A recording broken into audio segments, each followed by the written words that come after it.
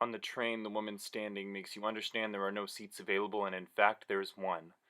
Is the woman getting off at the next stop? No, she would rather stand all the way to Union Station. The space next to the man is the pause in a conversation you are suddenly rushing to fill. You step quickly over the woman's fear of fears she shares and you let her have it. The man doesn't acknowledge you as you sit down because the man knows more about the unoccupied seat than you do.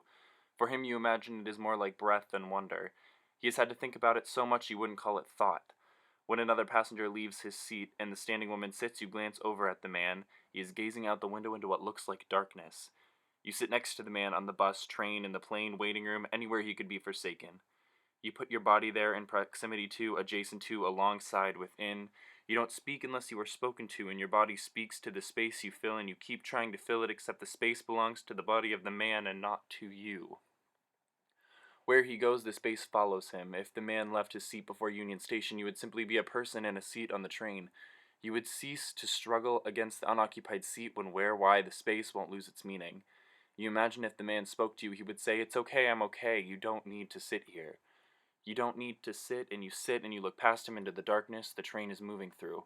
A tunnel. All the while the darkness allows you to look at him. Does he feel you looking at him? You suspect so.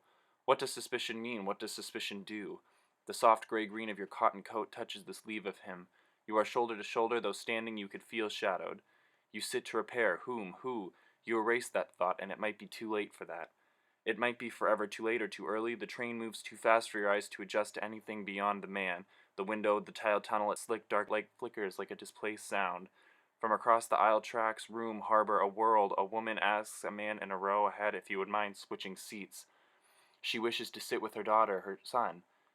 You hear, but you don't hear, you can't see. It's then the man next to you turns to you, and as if from inside your own head you agree that if anyone asks you to move, you'll tell them you are traveling as a family.